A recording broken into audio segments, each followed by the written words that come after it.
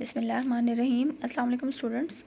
Today we will revise chapter number 2 and chapter number 2 is about the agents of landforms change. तो जैसे आपको पता है कि हमारे जो लैंड फॉर्म है, जो आप लैंड के फीचर्स देखते हो, जो उसकी शेप देखते हो, वो शुरू से एक जैसी नहीं रहती, तो वो चेंज होती रहती है। ठीक है, अब वो उसमें कौन से एजेंट्स जो हैं वो इस काम को, इस एक्शन को परफॉर्म करते हैं, तो इस चैप्टर में हम ये चीज़ देखेंगे। ठीक है, कि लैंड फॉर्म्स जिस तरीके से चेंज हो रही है और उसमें कौन कौन से एजेंट्स जो हैं या कौन कौन सी जो इसमें पार्ट्स ले रहे हैं, जो इस एक्शन को परफॉर्म कर रहे हैं, तो हम इस चैप्टर में इस चीज़ को डिस्कस करेंगे। तो let's start from its first question. So first question is describe different land forms made by river.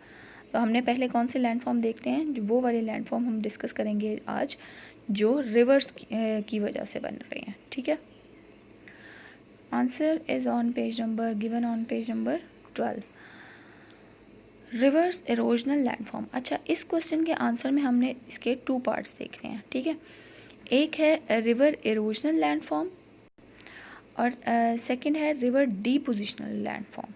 ठीक है, अब हम इसमें 2 इसलिए देखेंगे क्योंकि रिवर जो है, देखो वो रिवर इरोजनल में हम देखेंगे कि रिवर जो है, पानी जो अपने साथ जो चीज़ें इरोड करता हुआ लेकर आता है। ठीक है, पानी सिंगल अकेला पानी तो नहीं आता ना, जब भी पानी मूव करता है रिवर, जैसे आपको पता है रिवर जो है वो एक मूविंग फॉर्म में होता है। ठीक है, रिवर मूविंग फॉर्म में होता है, पहाड़ों से निकलता हुआ समुद्रों की तरफ जाता है। तो क्या है कि पानी जो है वो अकेला नहीं जाता। ठीक है, पानी के साथ और भी सेडिमेंट्स और दूसरे स्टोन्स और दूसरी चीज़ें भी साथ लेकर आता है। तो इसको जो वो इनको इरोड करता हुआ लेकर आता है, तो उससे जो लैंडफॉर्म बनते हैं, ठीक है, वो हो गए erosional landform.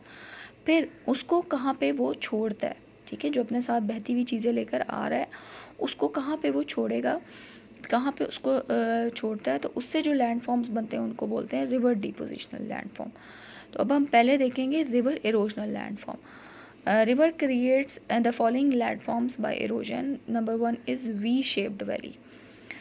In mountain, the valley of the river gets deeper due to downward erosion and attain the shape of English alphabet V. This landform is called V-shaped valley. अब V-shaped valley क्या है, इसको थोड़ा सा अगर आप इस तस्वीर में भी देखो, बल्कि मैं आपको क्लियर दिखाऊं। अच्छा जी, ये एक रफ सा स्केच बनाया है मैंने V-shaped valley के लिए।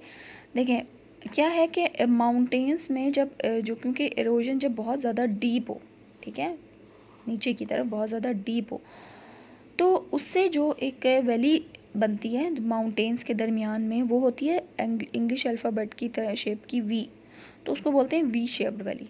ठीक है, अच्छा, अगर आप नॉर्दर्न एरियाज़ गए हो तो आप लोगों ने ये वी शेप्ड वैली बहुत ईजीली इसको देखी भी होगी और इस चीज़ को समझ भी सकते हो, क्योंकि देखो मैंने अभी आपको जैसे बताया कि पानी जो है वो नीचे की तरफ आ रहा है। ठीक है, रिवर्स में नीचे की तरफ जा रहा है, समंदरों की तरफ जाने के लिए वो पहाड़ों के रास्ते से होता है, वो सी लेवल तक जाता है। अब क्या है कि क्योंकि ज़्यादा गहराई की तरफ होती है, तो उससे जो एक वैली सी बनती है वो होती है वी शेप्ड। ठीक है, वो किसकी वजह से बनती है, रिवर की वजह से, क्योंकि रिवर जो है, रिवर का पानी जो है वो नीचे की तरफ आ रहा है। अच्छा, दूसरे अगर आप दूसरे तरीके से देखो, लाइक ये है एक एरिया, ठीक है, नॉर्मली अब क्या है कि पानी जब गुजरता हुआ नीचे की तरफ जाएगा, तो आहिस्ता आहिस्ता इधर की जगहें जो सॉफ्ट रॉक्स होंगी उनको तोड़ता जाएगा। ठीक है, तोड़ता जाएगा, तो फिर जो एक सेंटर में हमारे पास जो जगह बनेगी दो माउंटेन्स के दरमियान में, वो होगी वी शेप्ड वैली। अच्छा, फिर है वाटरफॉल। अब वाटरफॉल क्या है, वाटरफॉल कैसे होता है कि यानी आपने वाटरफॉल्स भी देखी होंगी नॉर्दर्न एरियाज़ में। अब आपने वाटरफॉल्स को तो देखा हुआ है, लेकिन वो किस तरीके से फॉर्म्ड होती हैं, कैसे बनती हैं, तो वो इस तरीके से बनती हैं कि जैसे अब आप जब ग्लेशियर की जो बर्फ़ है वो पिघलती है, तो जब वो नीचे की तरफ आती है ना आहिस्ता आहिस्ता, तो क्या है कि हमारे जो माउंटेन या हमारी जो सरफेस होती है उसमें उस टाइम 2 रॉक्स होती हैं। ठीक है, एक होती है हार्ड रॉक और एक होती है सॉफ्ट रॉक। सॉफ्ट रॉक तो क्या है कि हार्ड रॉक को तो क्रॉस करता हुआ जब वो आता है, पानी नीचे आता है, तो वो क्या है कि हार्ड रॉक को आहिस्ता आहिस्ता उसको तोड़ देता है। ठीक है, आहिस्ता आहिस्ता, ये सारा प्रोसेस एकदम नहीं होता, बहुत स्लो, कई साल लगते हैं इस प्रोसेस को होने में। तो क्या है कि जब वो उसको तोड़ता है हार्ड रॉक को, और फिर उसके नीचे होती है सॉफ्ट रॉक, तो सॉफ्ट रॉक को और भी ज़्यादा गहराई से तोड़ता है वो पानी गिरता जाता है, तो एक शीट की फॉर्म में पानी गिरना शुरू हो जाता है, इसको बोलते हैं वाटरफॉल। ठीक है, अब क्या है कि अब ज़रूरी नहीं है कि वो इसी शेप में हो।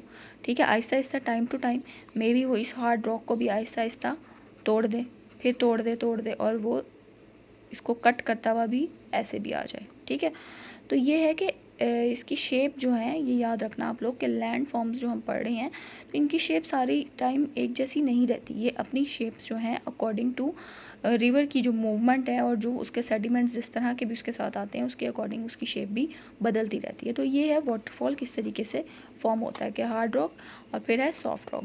तो पहले हार्ड रॉक को कट करता है और उसके बाद जब उसके नीचे सॉफ्ट रॉक होती है, क्योंकि मे बी ये उस वक्त यहाँ तक हो एरिया, ठीक है, फॉर एग्जांपल यहाँ तक है तो उसको कट करता हुआ वो सॉफ्ट रॉक को भी तोड़ता हुआ पानी जो है वो ऊपर से ऐसे शीट की फॉर्म में गिरना शुरू हो जाता है। ये था हमारा वाटरफॉल। ठीक है, इसको हमने जो मैंने अभी आपको एक्सप्लेन किया कि किसे वाटरफॉल बनता है।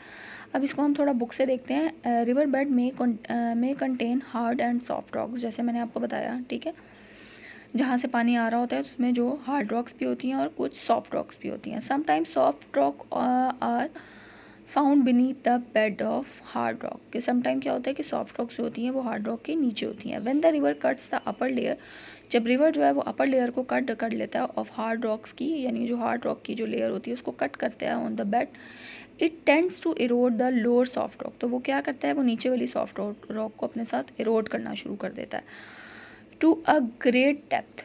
ठीक है, अब देखें जैसे वो अपने इसको हार्ड रॉक को उसने कट किया और अपने साथ सॉफ्ट रॉक को इरोड किया, और वो कितना कितना डेप्थ के साथ करता है ये। ठीक है, this act causes the fall of water in the form of sheet cause waterfall. तो इसको हम क्या बोलते हैं, हम वाटरफॉल। तो ये हमारा वाटरफॉल है। अब हम अपना थर्ड देखते हैं। थर्ड है पोर्ट होल्स। पोर्ट होल्स क्या है कि जब पानी जब ऐसे वाटरफॉल की शेप में या जब गिरता है या पानी जब मूव करता है तो वो अपने साथ जो है, वैसे मैंने आपको बताया बहुत सारे सेडिमेंट्स लेकर आता है। उसमें स्टोन्स भी हो सकते हैं, उसमें रेत के ज़रात भी हो सकते हैं, उसमें कुछ मोटे बड़े छोटे पत्थर भी हो सकते हैं। तो क्या है कि जब वो अपने साथ पानी के साथ नीचे की तरफ गिरते हैं तो जाहिर है वो वज़न रखते हैं। ठीक है, तो वो नीचे क्योंकि ये सॉफ्ट रॉक है उसको उस पर जब डालते हैं, जैसे आप एक नरम मिट्टी में आप पत्थर फेंको तो क्या होगा कि पत्थर जो है वो थोड़ा सा डेप्थ पे जाएगा और उससे ये इस तरह से एक गहराई सी एक शेप बन जाएगी राउंड सी। ठीक है, तो क्या है कि इसी तरह उसको बोलते हैं हम पोर्ट होल्स। पोर्ट होल्स क्या है कि जब पानी अपने साथ बहुत सारे सेडिमेंट्स लाता है तो क्योंकि वो गिरता रहता है कंटिन्यूली गिरता रहता है। गिरने से क्या होता है कि यहाँ पे वो हिस्सा जो है वो थोड़ा गहरा हो जाता है। ठीक है, इस गहरा हो जाता है, ये जैसे यहाँ पे है ये कम गहरा, ये मज़ीद गहरा भी हो जाएगा जैसे जैसे ज़्यादा पानी गिरता जाएगा।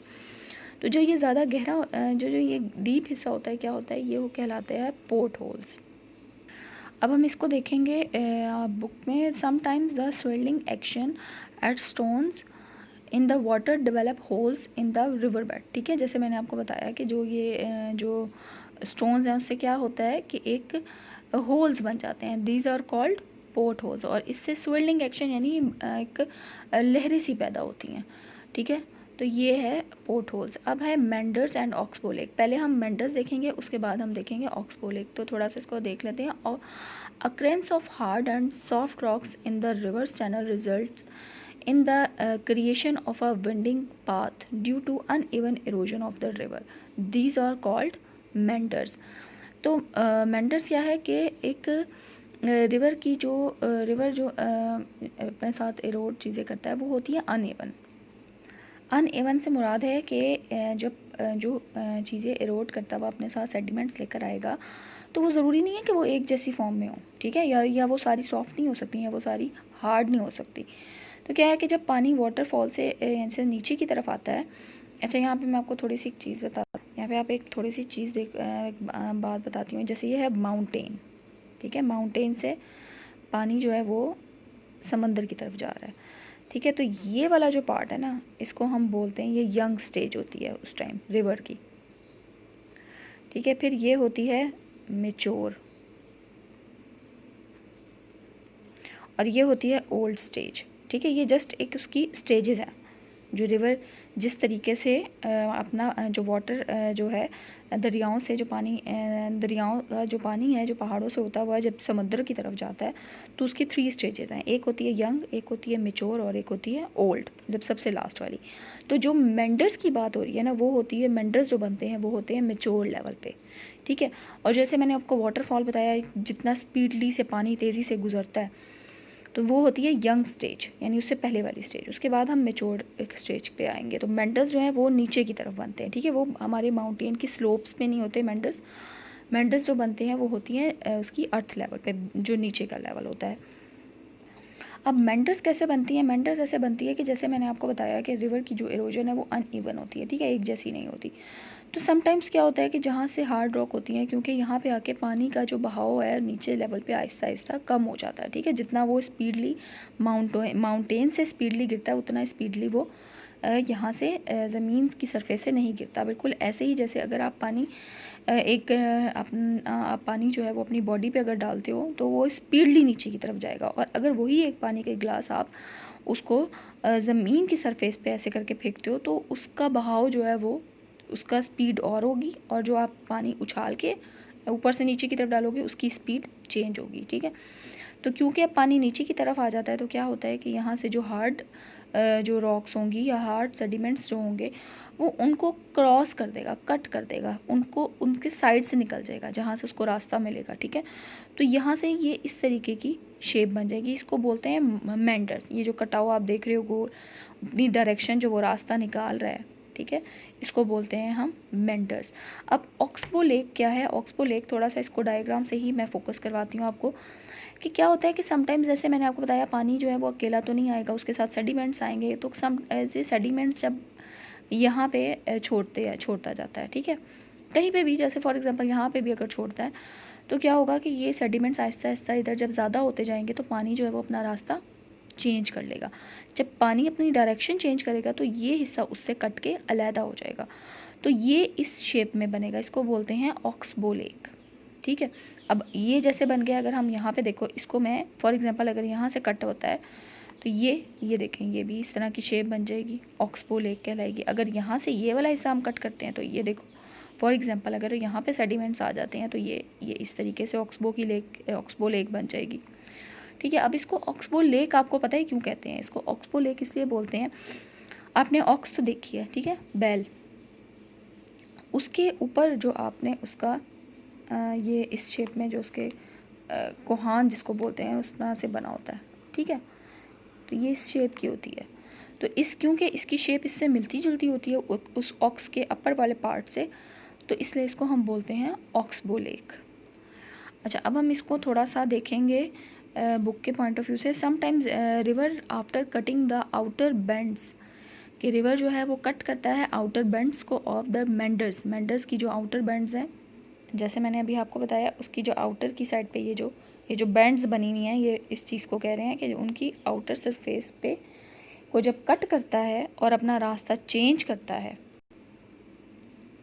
ठीक है। समटाइम्स ये हो गया। अच्छा, bends of the meanders attain a straighter, ठीक है, उसके बाद वो स्ट्रेट चैनल बन जाता है, living behind a crescentic lake at the side. Side पे वो क्या करता है, एक क्रिसेंटिक यानी एक राउंड सी शेप की, हाफ राउंड शेप की जो है वो एक लेक छोड़ देता है साइड पे। तो उससे इस लेक को हम क्या बोलते हैं? Is called oxbow lake.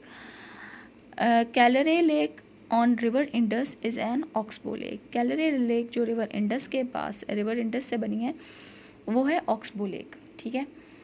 तो ये हमारा है कौन से? River erosional landform. अब हम देखते हैं रिवर डिपोजिशनल लैंडफॉर्म।